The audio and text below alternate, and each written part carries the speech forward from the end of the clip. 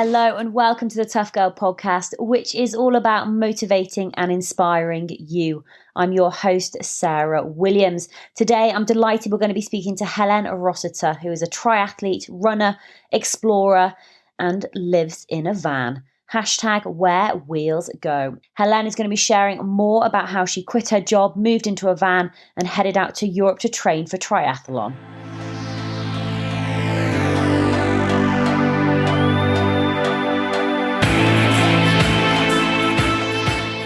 Hélène, introduce yourself and tell everybody a little bit more about you. Yeah, sure. I am, let's say, mid-30s. I'm going to be nice to myself. A pretty normal girl who got into triathlon about 15 years ago. And I'm pretty passionate about keeping fit, keeping healthy. And one day I just decided it was time to go on an adventure. I had a great job, which I loved, but I thought I could still be in this job in 20 years' time and it would be a bit Groundhog Day. And I just thought, now is the time to do it. I've got no children. I've got no commitments. Let's go on an adventure. So I did. What was your adventure? So I had a couple of triathlons booked in Europe and I thought that would be the ideal thing to create a trip around. So I bought a van and I converted it into a camper, which would take my bikes on the inside because they're precious to me. I didn't want them hanging on the back of it. And I designed a little trip. Well, it wasn't particularly well designed. I had two races, one in Poland and one in Austria. And I headed off into Europe in my van with my bikes to race triathlon and cycle, swim and run wherever my wheels would take me. Oh my goodness, a fantastic and absolute dream life. But let's just go back to the triathlon. So you said it sort of started 15 years ago. How did it actually start for you? Okay, so I've always been a lover of sport, but I was never particularly fanatical about it. In fact, my university friends could probably tell you that I, avoided ever going to the gym or anything at uni. So it was only when I got into my early 20s, I started working and I split up with my boyfriend at the time and I bought a road bike, a secondhand road bike, because I thought I needed something I could do on my own. So I thought having a bike would be quite a fun thing. So I bought a road bike. This was before road cycling had seen the sort of emergence of popularity that it's had recently. And then I started swimming with a colleague at work at lunchtimes. So a little bit of swimming. And to be honest, I could hardly swim 4 lengths, let alone doing an Ironman. So I've come a long way since then. And someone said to me one day, oh, you're swimming and you're cycling. You could do a triathlon. And so I entered one. I did my first triathlon in Salisbury back in 2004. And, the rest is history. I crossed that finish line and I was hooked. Oh, amazing. I do like it, though, because I think sometimes you have these life changes. So whether it's, unfortunately, like the death of a loved one or the breaking up of a relationship, it can galvanize you into trying something new, which was getting on a bike. So yeah, absolutely. When you say you were hooked, like, did it start to take over more and more of your life, or how did it evolve? Well, I really was loving the cycling. Helpfully, it was summer and I was going out on little explorations on my own, on my bike. On a Friday, I would photocopy my road map at work, my atlas from the car, because back in those days, there were no Garmins with maps on them or anything, or at least I wasn't aware of that if they were around. So I would stuff this photocopied map up my shorts and get on my bike and go exploring. And I had some great days out, never seeing another cyclist. And if I did, certainly not a woman. And I'd explore all the countryside around me in Hampshire and Berkshire and Surrey. All of it's beautiful. And it kind of went from there. I started to go swimming more often. And it turned out that actually I was improving, which is motivating. I always like to see improvement and try and work on that. So I got into it more and more. The running I didn't particularly enjoy, but I joined a running club, which made it a bit more social. And before I knew it, the motivating kind of aspects of seeing improvements and the social aspects of training with other people, it just became a way of life for me. I mean, you mentioned as well that you never used to really see women out there doing it. Definitely not. Did you find that a challenge? I just thought, I thought, what a shame. What a shame, actually. Why am I the only one doing this? Where is all the other girls on their bikes? In fact, at the time, there weren't many men. You can't go out for a bike ride these days without seeing massive pelotons and groups of cyclists, which is fabulous. But 15 years ago, not at all. I guess I just thought, why am I the only one doing this? What was it about triathlon that you love so much? Well, for me, it's the challenge, the three aspects. So both, swim, bike, and run. The fact that you don't have to be amazing at any three of them to be a great triathlete. So, to be a fabulous swimmer, most really great swimmers probably were thrown in the pool at the age of 3 or 4 and have been swimming all their lives. It's such a technical sport. I obviously haven't had that history in swimming. Same is true of cycling and running. To get really good at those things, you have to dedicate a lot of time to the one thing. With triathlon, you get the benefit of being able to do 3 different sports. Okay, I don't think I'm ever going to be classed as an amazing swimmer, an amazing runner, or an amazing cyclist, but put the 3 together. If you're half decent at all 3 of them, then you can be a really great triathlete. So it's a bit of a jack of all trades, master of none sport, which I like the idea of. No, which is awesome. So you were doing your triathlon and working a job at the same time. Yeah. How did you find that balance? Like, how did that work for you? So that's the downside of triathlon. If you want to improve, you've got to put some effort into making sure you're keeping a consistent amount of training on all 3 disciplines, which can get quite time consuming. But really, the best way to do it from my perspective is to fit it into your lifestyle. So if you can, get on your bike and commute to work by bike, because that can rack up quite a lot of miles. It's something that you would be doing anyway because you'd be sat in a car doing it. So if you can do it on a bike, all the better. Swim at lunchtimes with colleagues if you can, or take your running kit to work and do it at lunchtimes, and just fit it in around your lifestyle. And you can be surprised how much you can get done without impacting so much on your kind of evening time or social time. Yeah. So when did you decide to do your first Ironman? Oh, I remember that very clearly. So for years, for 10 years, I've been doing triathlon. I said, no, I'm never going to do an Ironman. I'd done marathons. I'd done the London Marathon a few times, but I said, no, I'm not interested in long course triathlon. I'm going to stick to sprints and Olympics. I had done a half Ironman and I'd really loved it, but I said that was enough. I wasn't going to do Ironman. And then my best friend entered the Ironman in Wales, which is well renowned for being one of the toughest Ironmans in the world. And it was sold out until they released, 3 months before the race, they released a few more places. And essentially I was encouraged and cajoled into entering. And I thought, well, if Jane can do it, I can do it. So I entered. I thought it would be great to train together. It would be great moral support for each other. And that was that. I had 3 months to train for the Ironman in Wales. And it was really, it was quite good actually, not to have a long, lengthy period of time to think about it. 3 months was probably more than enough. And yeah, that was that. I turned up in Wales on the 14th of September, ready to race an Ironman. Oh my goodness. So Wales in September already sounds pretty horrendous. But yeah. What was it like in the run up? Because, you've been doing triathlon for 10 years, but you've never wanted to take it from, you've done the sprint and the half, but actually taking it to the full Ironman, that's a big step up. It was, incredibly daunting. I was pretty scared. Now, I knew I could run a marathon. I knew I could cycle 180 kilometers, and I knew I could swim 3.8 kilometers. But did I know if I could put them all together? Absolutely not, particularly in the terrain in Wales, in the weather conditions.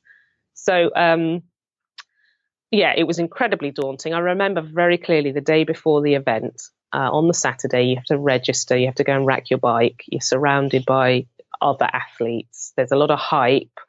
There's a lot of marketing and merchandise, and there's a lot of people. And I remember walking around Tenby, having dropped my bike off, thinking, "Oh my God, I just got to get out of here. I feel sick." I just felt really quite unwell, and I think it was just the fear factor. But that feeling of fear, once you conquer it, I think that's what's addictive about triathlon, or any sporting, or anything that you set yourself in life that is fearful to begin with. Once you achieve it, it makes it all the better. So I had to remove myself from Tenby Town Centre and go and sit in the place we were staying, just quietly reading a magazine, trying to take my mind off it, because the next morning at 4 a.m. we were up having breakfast and ready to go. Oh my goodness. I mean, it's interesting the words that you've used then, the feeling daunted, feeling sick, having that fear factor. And it can be quite difficult to almost manage those fears and that anxiety. And so, one tip you just mentioned then is, you removed yourself from the situation. What other things did you find useful, or have you found over the years that have worked for you to help manage that fear? So having self-confidence, so looking back, and it doesn't necessarily need to be sporting, actually. It could be anything. You're standing up giving a presentation at work, or anything that you're a bit kind of nervous or have anxiety about. Looking back and saying to yourself, actually, I've already proven I can do this. So giving yourself a pep talk, I suppose. Like I said, I know I can cycle 112 miles. I've done it before. There's no reason why I won't be able to do it tomorrow. This is the kind of thing I was saying. And maybe surrounding yourself with positive folk as well. So getting other people to affirm that to you and remind you that you're well prepared is helpful. Sometimes hearing it from someone else means a bit more than trying to prove it to yourself in your own mind. Absolutely. So take us back to the start line of Ironman Wales then. You obviously, getting up ridiculously early. Did you even sleep that night? I didn't really sleep at all. It was a sort of, anxious excitement. And of course, there's all the unknowns. What's the weather going to do? What the sea conditions going to be like? All the things you can't control. And I think in time, now I've been doing Ironman for a number of years, I've learnt to not worry about the things I can't control, because I can't control them. So why worry about them? Only worry or be mindful of the things that you can control, because everyone's going to be in the same boat on the day. So breakfast early, not particularly hungry, I have to say, but you have to eat something. And then I found myself queuing up with, I don't know, there must have been 2,000 other athletes. And you look around and you see all these, most of them were men, of course, probably 95% of the field were probably male. So I felt a bit small on that beach waiting for the gun to go. And there's lots of motivational music and drum rolls, and that, gets your heart rate pumping. It's a feeling I can't describe adequately, because I don't think I'll ever feel like that again. That fear, that anticipation, expectation, that sort of, being scared but excited at the same time. So what happens when is it a loud hooter or a whistle, when the start goes off? So on that particular race, it was a big gun, and the gun goes, and it was mass entry into the water. 2,000 people running off the beach into the surf to swim a 2-lap course of 2.4 miles. Which is quite an aggressive way to enter the water and start a swim. And you have to be very careful not to get a black eye, kicked in the face, goggles thrown off. Ironman and other long course race organisers have subsequently changed the way they enter the water, because a lot of people, I think, are probably put off by that idea of a mass entry start. For all those reasons I've just mentioned. So now they drip feed you in every 5 seconds. They get 8 or 10 athletes in. So it's a slightly more controlled affair. But personally, I quite like that aggressive start. Love it, absolutely love it. So what was it like for you going through that race? I mean, was there a particular moment that was like, oh my God, this is so brutal, or a particular challenge or something that happened that you thought really sort of tested you? The swim, I loved. Got through the swim pretty well. Got on the bike. The weather on the bike was, it was September in South Wales. It was wet. It was windy. It wasn't that brutal, the weather, but it wasn't a particularly nice day. The hills on the bike, however, they were the brutal things. And I think anyone who's done Ironman Wales will tell you that it's the hills on the bike that get you. but you've got to pace yourself. And I suppose I went at it mindful of the fact there was still a marathon to run at the end, and just paced myself. And my little trick on the bike, because I'm celiac and therefore have to eat gluten-free, I was conscious that I may not be able to have all of the nutrition at the feed stations. So I packed my bike bag full of little baked potatoes. So every 20 miles or so, I had a little baked potato as a treat. And that got me through it fine. And then it was the run. The run was the brutal thing. 4 times out and back from Tenby, up a massive climb. But it's that second lap, I find, for me, the second lap of the run is the hardest, because you'd still know you've got 2 more to go. Come the third lap, you're almost home. But that second lap of the run, you still know you've got 30 kilometres. And that seems like a hell of a long way.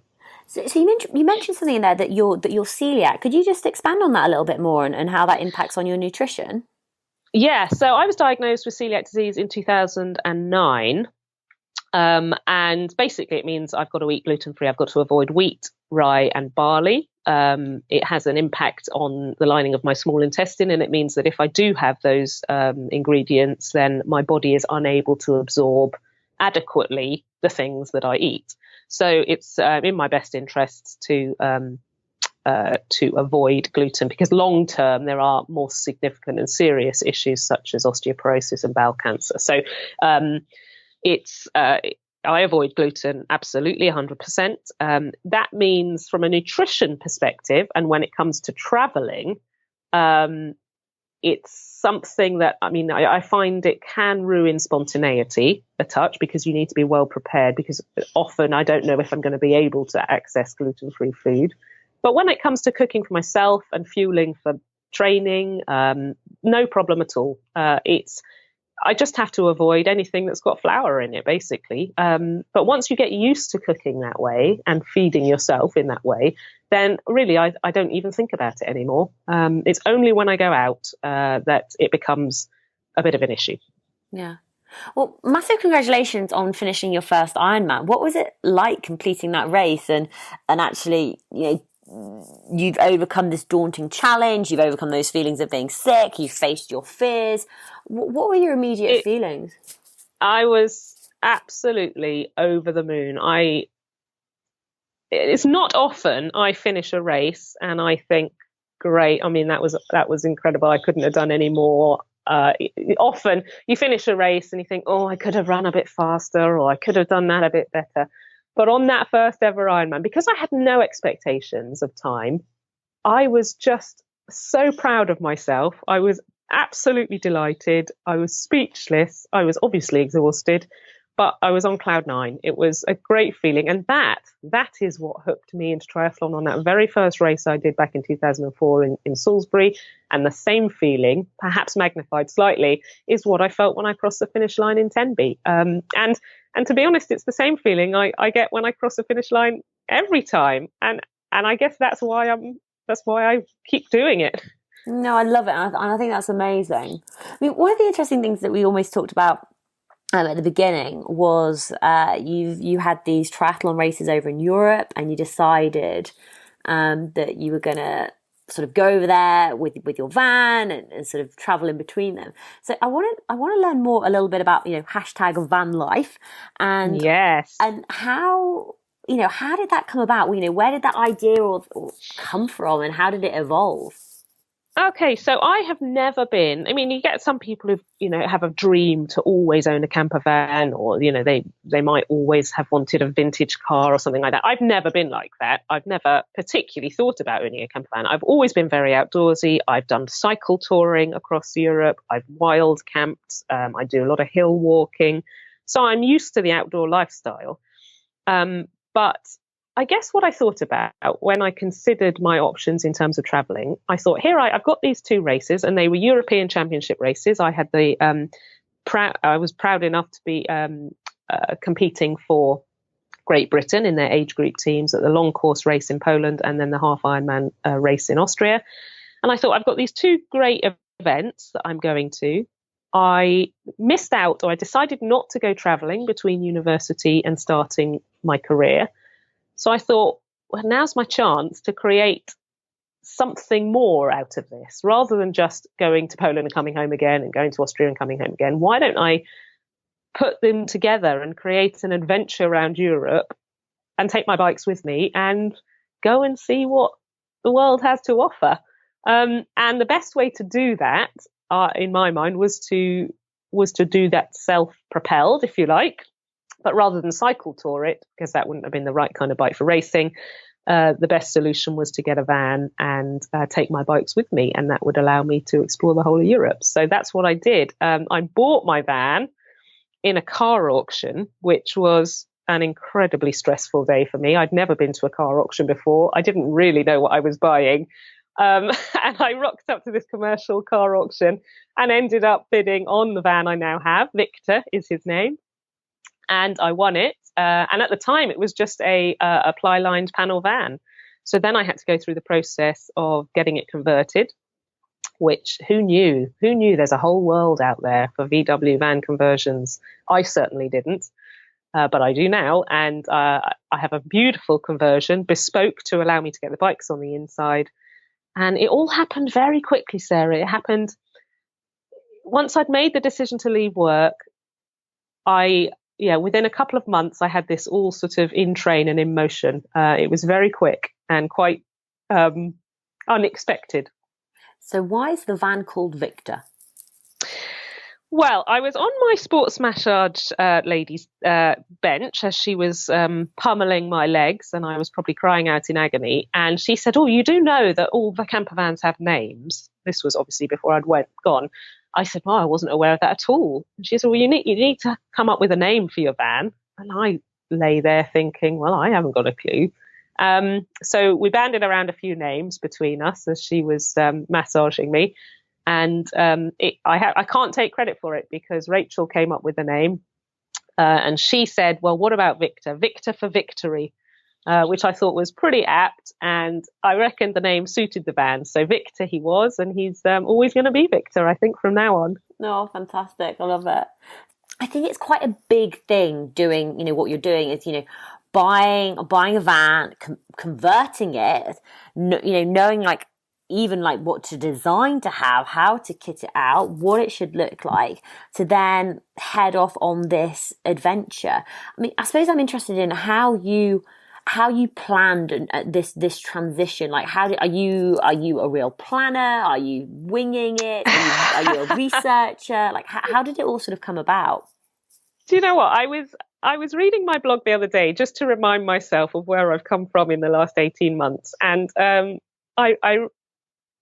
I reminded myself that in the early days, I used to be a very planned and organized individual. I had a schedule for everything. I had an up-to-date diary. I would still say I'm very organized, but what this whole venture has taught me is that you do not need to plan your life to within an inch of itself to have an amazing time. And in fact, not having a plan can open up opportunities that you wouldn't have considered.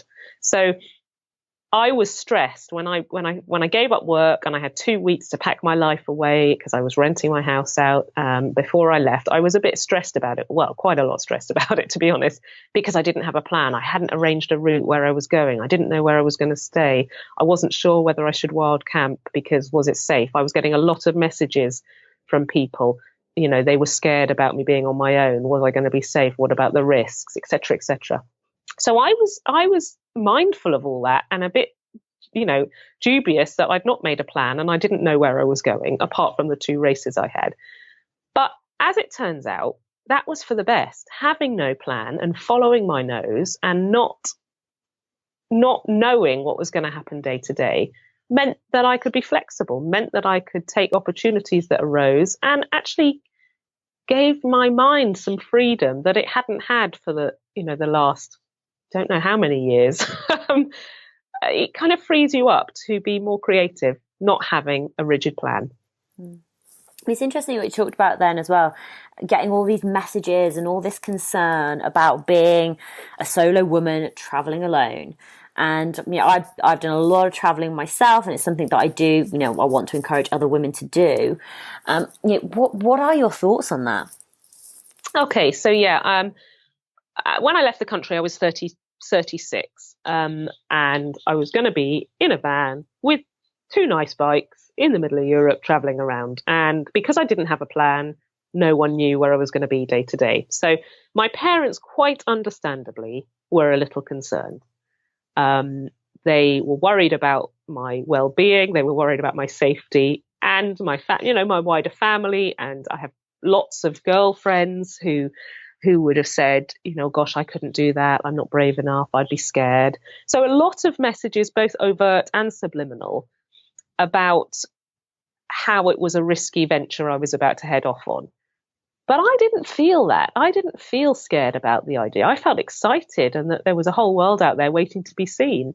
And I think that's something I'd love to just impress upon your listeners, because there is nothing that a girl on her own cannot do. That the messages that society give us are about, and the news, it focuses on the risky things, the nasty things that happen. But 99.9% of the world's population are decent folk. And that's what I reminded myself every time I decided to camp somewhere wild, not on a campsite. And that was the majority of nights. I hardly stayed on any campsites at all, only when I needed a washing machine, in fact. I would think to myself, is this a safe place? Am I making a sensible choice here? And remember, 99.9% of the world's population are decent folk. And actually, that proved itself to be correct. At not one point in my whole journey have I felt at risk, have I felt under scrutiny, or in any way in an unsafe situation. Yeah, and it's, obviously, I think it's just applying that common sense, and I think deep down we do know that. But it's just one of these frustrating things. It's almost like sometimes you have your own fears which you can manage, but when it's like other people's fears, it's trying to manage their fears as well can just be almost like quite overwhelming. Yeah. When did you head off? When did you and Victor sort of leave? In July, it was just before Brexit, just before the Brexit announcement. And I thought, here I am heading off into Europe, and I might not be part of Europe soon. And as it turns out, that was the case. So it was July 2016. I gave up my work at the end of June that year. I had a couple of weeks to pack my life away, which I locked it all up in my attic and my shed and let the house out. And that was it. It was me and the meagre possessions I could fit in my van. And off I went to the ferry terminal at Dover. And before I knew it, there I was on the continent. Oh. Yeah. What was it like traveling around in the van and, just having this freedom of choice and, I got very used to it very quickly. And do you know what? I really love it. I know living in a tin box probably isn't for a lot of people, but I love the simplicity of it. I love the sort of minimalist aspects of it. The fact that my van is small enough that I can take it pretty much wherever I want. And that I found myself in some incredibly beautiful places, completely alone, surrounded by fantastic scenery. And I just, you wouldn't have those opportunities to experience that kind of outdoor life if you were staying in a hotel. So I love the fact that being in the van allows you to be spontaneous. You can go where you like, and that you haven't got a great burden of, I basically lived out of one rucksack of clothes for all that time. Did I miss my whole wardrobe that I'd packed away in my attic at home? Not one bit. In fact, there are so many things that I own that I've forgotten I own, that just proves that possessions are not as important, at least for me, as experiences are. Was reality the same as like the expectations that you'd had in your head? Were you getting to go out to these beautiful places and wake up and get on your bike and cycle or go running and Yeah, there were loads of days like that. Obviously, fantastic days. I could turn up somewhere. It was I had some fantastic weather. Sometimes too hot, to be honest. Living in a van, there's no air conditioning and there's only so much you can open the windows, so it can get a bit stifling inside a van. The ability to just say, actually, this looks quite good on the map. I'm going to go and cycle there. And the freedom to do that was fantastic. But it's not all wonderful. There are some days where it's peeing with rain. you're in a town somewhere that you don't really know where you are, and nothing's open because it's a Sunday, and you feel a bit alone, and you haven't got much food on board, and you finished the book you were reading, and you're not going to be going out running because you're tired or you're feeling a bit unwell. Not every day was a beautiful, sunny, wonderful, cycling, glorious day. But you take the rough with the smooth, and there were more better days than there were bad days. And, my whole general memories of the whole time I was away, and that's not the end of it, I'm intending to go away again, is hugely positive. So I think it's just in life. Some days you have had fantastic days, some days are not so good, but the general sort of message I've taken from my whole adventure was that I desperately want to do it again.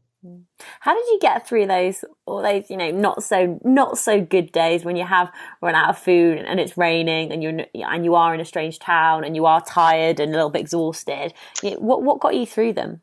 I would make an odd phone call back to home. I'd phone my parents, tell them I was all right, or I'd chat with a friend, or I'd write my blog. Now, in writing my blog, that was what I would generally do as well on a cold, wet day. I found great pleasure in writing, and in it's a diary for myself, but hopefully other people have enjoyed reading it. I've certainly had some good feedback from people, and being able to document it and just talk about my feelings, my thoughts, as well as what I'd done, was a really cathartic experience, and hopefully has provided some entertainment. So it's something I'd never had the opportunity to do because I've never really sat down and had the time to write. So allowing myself that time to do something creative was really worthwhile.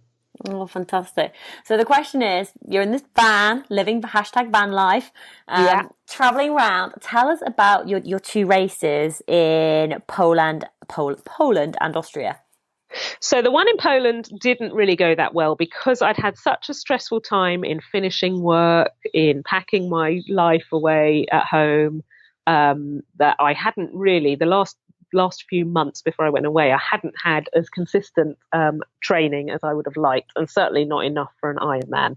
So I finished the Ironman. I did it in 11 hours, 11 and a half hours, something like that. It was a very hot day. So my run was pretty appalling, but I finished it. I wasn't going to DNF, did not finish. I would never do that. But it wasn't a blisteringly quick time, and I wasn't on the podium, but I finished. And by the time I got to Austria, I was much more relaxed and much better trained, but it was 34 degrees. And at the time, I didn't fare well in the heat. I've subsequently trained myself to fare well in heat, but at the time I didn't. And although I had a fantastic swim and bike in Austria, again, I fell apart on the run with cramp. But hey, these things happen and you learn from them. And what I did learn from that race in Austria is how to fare better in the heat. So I'm much better prepared now for hot races with salt, with electrolytes, and with how to fuel to cope with the additional sweat loss. So if nothing else, I learned a lot from those races, even if I didn't perform to my best ability. But what both of them have enabled me to do, they springboarded me into the following year, so 2017, where I qualified for the World Championships in Hawaii, which has been a dream of mine ever since I did that first Ironman in Tenby, and I never thought it would happen. And I tell you what, having this time away from work and from normal life to follow my dream, I suppose, that was the icing on the cake to qualify for the Ironman World Championships in Hawaii, and I proved that I can run in the heat. Oh, I mean, first of all, a massive congratulations. The Ironman World Championships in Kona in Hawaii is just phenomenal. The birthplace of triathlon. Absolutely, yeah. I mean, take us back to when you realised, did you qualify after Austria? Is that when you realised? So the Austria race I did in 2016 was a half Ironman. But after that, I mean, I love Austria. Probably in my travels, it's joint first, my favourite European country with Slovakia.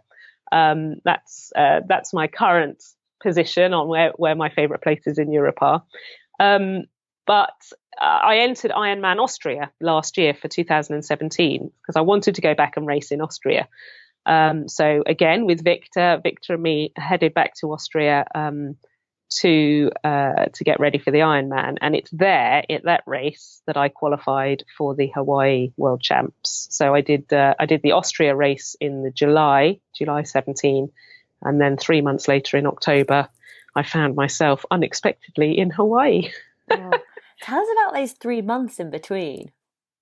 Oh, so Austria had been my A race. I'd planned and I'd trained, again, racing, cycling around Europe and such, like, training hard to get the best time I possibly could in Austria. And I had a fantastic race. I loved every minute of that race.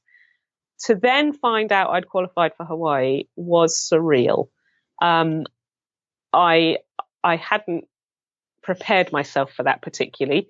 I had sort of thought, I'll do this race. I'd worked very hard for Austria, and now I'm going to have a rest, and I'm going to carry on traveling around Europe. I want to go all the way down Spain to Gibraltar, come back up through Portugal. I had a loose plan of what I was going to do. Well, when I found out the day after the Austrian Ironman that I had qualified for Hawaii, that plan obviously went out of the window. And I found myself with the daunting prospect of another 3 months of Ironman training. So in order to prepare myself, because obviously everyone's aware that Hawaii is a hot and humid place, and bearing in mind the learnings I'd taken from the previous races I'd done in the heat, I knew that I had to go and train in a hot place. And I had to work with, teaching my body to deal with that. So I went to Mallorca. I finished off some cycling in the Alps, and I drove up through France, and I left. I dropped Victor off at my parents' house, and I flew to Mallorca for a month's training before going to Hawaii. So it did change my plans somewhat, and it wasn't all smooth sailing, because I ended up on a training ride out in alongside Lake Geneva. I actually came off my bike and fractured my coccyx, which, if anyone out there has ever done something similar, they will know how painful that is. So that was in July, the end of July. So I'd done the Ironman in Austria at the beginning of July. By the end of the July, I could hardly sit down. And I knew I had 2 months to get ready for the biggest race of my life. So it wasn't all plain sailing, but needless to say, I got there in well, not necessarily fine fettle, but in form enough to complete the Ironman in a time that I am, happy enough with. So, and to be part of the biggest race, the biggest triathlon there is. So mentally, this race, I mean, there's so much that comes along with it. Whether it's the expectations, it's the build up, it's the excitement, it's this 10-year dream that you've had. Mentally, how do you control those emotions? Really quite difficult. I spent a lot of time telling myself I wasn't good enough, that I didn't deserve to be going, that I was going to make a fool of myself, that I didn't belong there. And that only became worse when I got to Kona and the field of athletes started arriving. Everyone looks so professional and so ripped and muscular and fast, and the bikes they're on are so expensive. And so it really was, I'm going to use the word again, daunting, a really daunting prospect. And if I throw myself back to the start line of Ironman Wales, within the space of 3 years, here I find myself on the start line of Ironman Kona.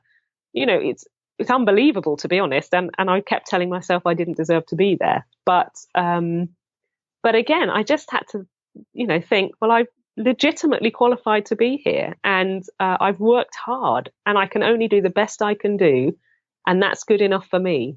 Who am I trying to prove anything to anyone else apart from myself? So I think in any walk of life, whatever you're doing, you have to have that self-confidence that, you can do the best you can do, and that's all that can be expected.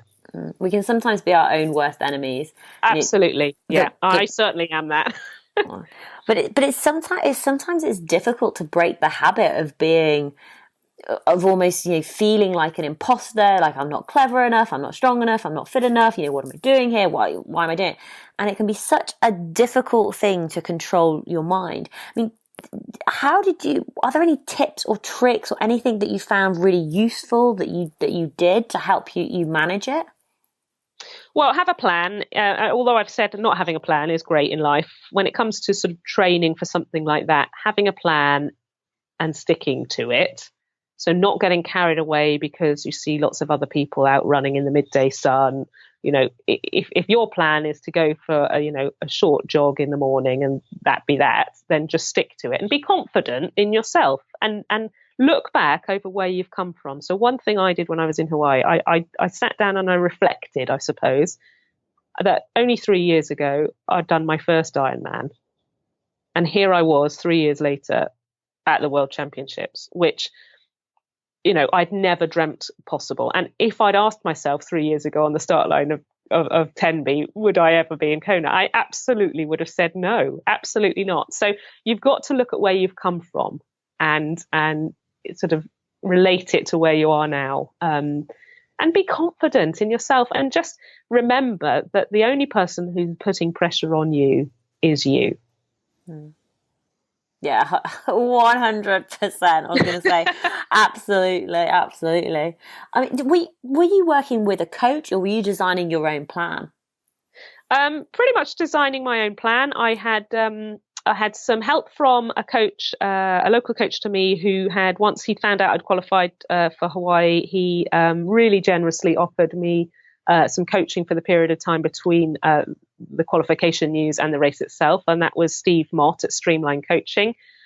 He was great. And on the odd occasion where I was feeling pretty down, I'd had a bad session, or I wasn't believing in myself, I would send him a quick message, and he was really helpful in kind of positive affirmation, but also just working with like-minded folks. So I was training in Mallorca with a guy called Nick Kinsey, who's been an Ironman athlete for over 30 years, couldn't be more experienced. I was really lucky to spend time with him. He runs a triathlon training business called Mallorca Man, out of Port Placentia in Mallorca, and I help out with some of the cycle guiding and coaching. And it was great to just watch how he trained, listen to his experiences of Kona, try and learn something from, if you like, someone who was old hat at it, a veteran who'd been to Kona 5 times before, so knew exactly what to expect, and listen to his experiences and try and take something from that to give me some preparation, having never been to Hawaii and certainly never raced in those kind of conditions. Learning from someone like that was invaluable. Absolutely. So take us over there. Take us to Hawaii. Take us to the start line, or just before, of the Ironman World Championships in 2017. Wow. Do you know what? I was pretty serene the day it came, because I thought, well, there's nothing more I can do. What's the point of being stressed about it? And I guess this has come from a couple of years, or more than a couple of years, 10, 15 years of racing triathlon. I've got to the point where I now know that come race day, there's nothing more you can do. It's the months and months and months of arduous work beforehand that make the difference. Race day is about just putting it all together. So I was pretty calm, and I knew, I had no expectations of being on the podium. So I'd taken the pressure off myself in that respect. I was being realistic. My aim was to finish in a time I was going to be happy with, and to do the race justice as far as my body would allow. I sat, and I remember sitting down. The professionals went off first, and then the men's field, and 15 minutes later, the ladies' wave was the last wave to go. And I remember sitting in transition amongst a field of 2,000 bicycles, probably God knows what the combined cost of all of that equipment was. And just thinking to myself, wow, soak this up, because you're here, and most triathletes in the world dream of being here, and you are here. So no matter what happens, you can say you've been here and you've competed in Kona. And I just sat there and just reflected on it, and tried not to get wound up by the fact that there were lots of incredibly fit looking women around me, ready to ready to get aggressive in the swim, which is exactly what happened 15 minutes later. I was going to say, I mean, even just with the atmosphere, the adrenaline, which must be going, being there at the start, was it an aggressive start? And were you ready for that? Incredibly aggressive. In fact, if I cast my mind back to Tenby, where it was 2,000 of us running into the water, men and women all together, and bearing in mind women are generally a bit smaller than men, that was aggressive, but it wasn't a patch on what I experienced in Kona, where it was a deep water start. So you all get in the water and are bobbing about, ready for the cannon to fire, and then you start. You're already in the water. It was the most aggressive triathlon swim I have ever done, without a shadow of a doubt. And I guess that's because it's the World Champs. It was, well, I can't describe it. It was like being in a writhing, frothy, like boiling pan of water. And for the whole way out, it's an out and back swim. For the first half of the swim, so 1.2 miles, there wasn't any clear water, because everyone is of a standard that is, there or thereabouts. No one spread apart that much to make the water clear around me. So it was pretty aggressive and very crowded for the first mile and a half. Come the turn point, and we're heading back to the transition area, it did stretch out a bit, and you could get into more of a sort of stride with your swim. But it was pretty much a punch up. How was the transition? Transition was pretty cool. It's on the pier in Kona, a fairly large area, obviously, to take all the bikes. And you haul yourself out of the water and run and collect your bike stuff, and you're sitting in a changing tent quickly, or as quickly as you can, trying to put your cycle gear on, not trying to think about the however many hours lie ahead on the bike. And then the trick is to be able to find your bike quickly, which in that many bicycles is easier said than done. But the transition for me went pretty smoothly.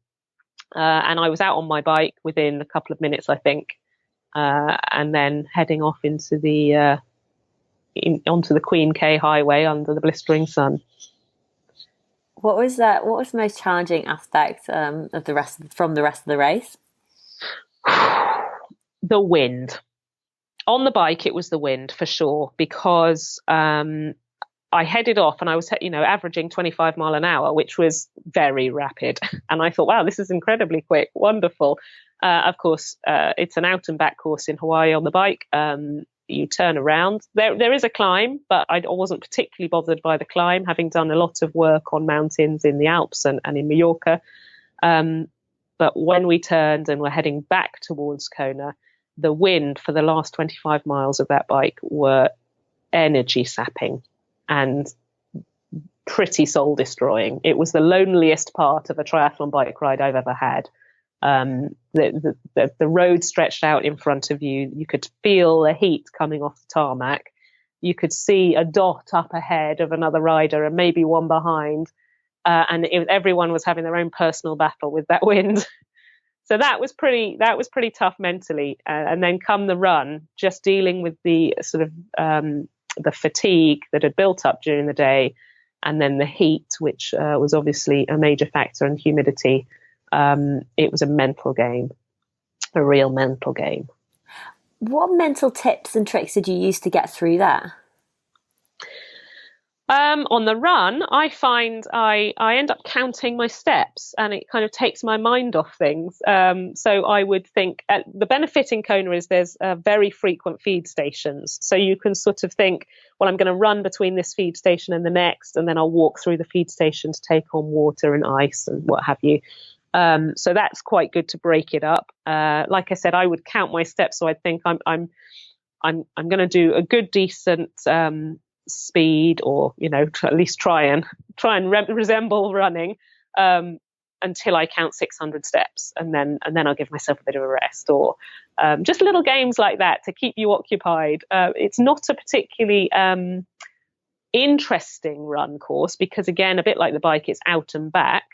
So you can see the road stretching for miles ahead of you. So you do need to, well, at least for me, my mental games of trying to sort of break it up and give myself something else to think about just helps sort of see me through it. What was it? I mean, did you have a goal for your Ironman Championship? Was it just, were you wanting to compete just to complete? Was there a certain time that you wanted to do? Was there an element of it that you really wanted to focus in on? What was your goal, or did you have multiple goals? Well, probably multiple. Certainly to complete, absolutely. That's always a goal. But I'm never satisfied with just that. So I did have a time in mind. I wanted my backstop time was to be within an hour of the time I'd done in Austria, bearing in mind the conditions, the heat, etc. In Hawaii really add to everyone's time. That was my backstop time. Preferably, I wanted to be quite a bit quicker than that. But I didn't know how I was going to fare in the conditions. So I didn't want to set myself the pressure of an absolute time target. But for each of the three elements, I did have what I thought was achievable. So for the swim, I wanted to go under 1 hour 15. For the bike, I wanted to go under 6 hours. And for the run, I wanted to go under 4 hours. And I achieved that on the bike and on the swim and the run. The swim and the bike. But unfortunately, on the run, I was over that. I had some stomach trouble in the week leading up to the race, probably picked up from the seawater. And unfortunately, I had to find myself stopping numerous times at the aid stations to use the facilities, which did add some time to my run. So 2 out of 3 ain't bad. And my overall time, I'm happy with. I did what I could do on the day, and no doubt one day with better conditions or a better fueled body, I could do better. And that is what keeps me coming back. My self-belief that I can always do better. Absolutely. Love it. So what are the plans for 2018? Are you and Victor still traveling about, or are you? Yeah. So currently Victor and I are overwintering in the UK. I needed to, first of all, I needed to earn some money. So I'm doing some work. The tenants, I'm back in my house for a brief period. The tenants moved out. So I am coming up with a plan for 2018. It's my intention. I'm racing another Ironman, a pretty famous challenge race. It's a long course event, an Ironman distance event called Challenge Roth. In July in Germany. So it's absolutely my intention to head off in Victor in the early summer to do more of the same, and to actually get back to going to do what I was going to do last summer before I qualified for Hawaii, which is to head all the way down to Gibraltar and spend some time exploring the southern tip of Spain and Portugal. That's the loose plan at the moment. Oh, it sounds fantastic. Absolutely love it. So in terms, so 2 more questions. In terms of advice, because I think what's amazing and what's really impressed me is that you had this dream and you just went out and did it. So, and you just put this plan together and you went out and took action and got yourself a van, wanted to follow your love of triathlon, travel around Europe, do these different races, live this lifestyle of cycling, running, being outdoors, and you've just gone out and done it. What advice do you have, apart from that, what advice do you have for sort of other women and girls who are trying to figure things out at this moment in time about what they want to do and, how to follow their own dreams? Well, my first piece of feedback was it wasn't easy. Making the decision to leave a job I loved, to leave family and friends and a nice house and a wonderful lifestyle was not easy. I found it really incredibly difficult to make that decision. But once I'd made it and once I'd decided, then there was only one thing for it but to put the plan in motion. And I guess getting that going quickly keeps you excited and makes it feel real. But a piece of advice I would have is if you are thinking about making a life change, I thought I could never come back from it. Once I've done this, it was, I was ruining my career, or, my whole life would be so different. Well, I've come back to the UK and nothing here has changed. So, so my advice is, it's a really difficult decision to make, but make it. You only live once. Once you've made the decision, everything after that is easy. The things you put in motion to make your plan a reality come easy once that first decision has been made. You just need to be, people have used the word to me, or you're brave or you're courageous. I don't think it's that, actually. I think I've been quite selfish. I've decided that I don't want to be 80 and think I've never traveled anywhere. I didn't want to find myself in a position where, 1 week melds into the next, and I haven't explored. So I thought, if I don't make some action to do that now, no one's going to do it for me. I've got to make that decision myself.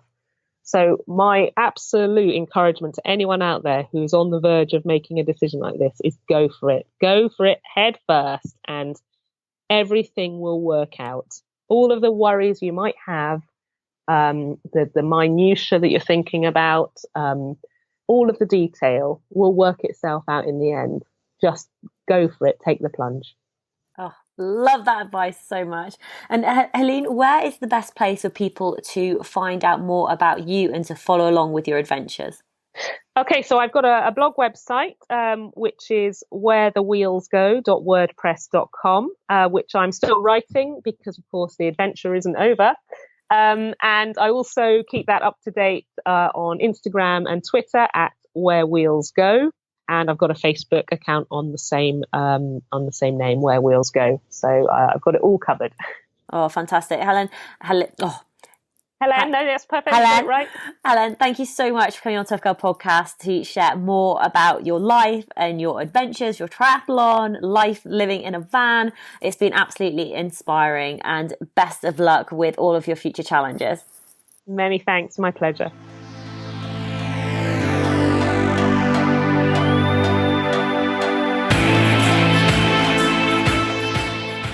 Hey tribe, how you doing? I hope that has inspired you, if you're thinking about doing a triathlon, to take the plunge and to say yes. It will be an incredible experience. Or maybe Helene's inspired you to think, you know what, maybe I need to embrace a van life. Get a van, drive over to Europe or maybe America or Australia, wherever you are, and go and see a little bit more of the world and train while you do it. Absolutely loved Helene's story, absolutely inspirational. I just wanted to quickly now share with you a few other episodes from the Tough Girl podcast that I would recommend. Take a listen to Helen Russell, who is an age group triathlete competing for GB. We've also spoken with Gail Bernhardt, who's a USA Olympic triathlon training coach. Lots of great tips, lots of great advice. In 2016, we spoke to Rachel Bowen, B-O-W-N, who's a triathlete. And Rachel was actually diagnosed with a brain tumour, and she shares more about her journey back to health and fitness and triathlon. She's also written a book about her experience called The Butterfly Effect. In 2017, I've had a couple of interviews with triathletes. We spoke with Jen Brown from Sparta Chicks, who is a running and triathlon coach. Lots of amazing advice, lots of top tips and information. Also take a listen to Jen's podcast, Sparta Radio. Check out her website, spartachicks.com. She also has a podcast, amazing interviews, great guests, very, very inspirational stuff. I also chatted with Adelaide Goody for the Tough Girl podcast, and Adelaide shared more about her recovery from chronic fatigue and how she went on to run the Ironman and did the Ironman in Barcelona. Absolutely fantastic episode. Lots of advice, lots of tips, especially if you're dealing with illness. Adelaide has her own podcast as well called The Wild Show, and she's very kindly, I've been interviewed on hers. I was the first guest that she had on season 1, episode 1. So take a listen to that as well.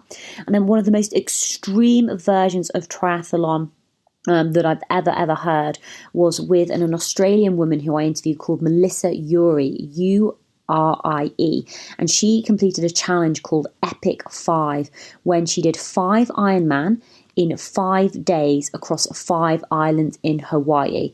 Absolutely fascinating story, an incredible challenge, a very physical challenge, and also a very mental challenge. So just a couple of names for you to go away with. If you want more podcasts to listen to, you're not sure which direction to go in, go and check out toughgirlchallenges.com. You can see all of the episodes going back to 2015. All of the women there is linked to the show notes, where you can find out what we discuss, especially if you're looking for something in particular. So please do go check out toughgirlchallenges.com. Massive thank you to all my patrons and my sponsors. I could not do the show without you. If you want to learn more about becoming a patron, why it is so important, and how it allows me to produce the content that I do, then please do go check out patreon.com, patreon.com/toughgirlpodcast. Donate $5 a month, $10 a month, $20 a month. It helps me to fund the running costs. If you are new to the podcast, then just know that new episodes come out every Tuesday at 7 a.m. UK time. So hit that subscribe button, leave a review if you haven't already. Otherwise, have an incredible day wherever you are, whatever you are doing. Give it your all. Go for it. You can do whatever you set your mind to. Believe, have that positive mental attitude, and just get after it. You've got one life. You've got to live your life to the best of your ability. Have a fantastic day, and I'll be back with you next Tuesday for another awesome episode of the Tough Girl Podcast. Take care. Lots of love. Bye.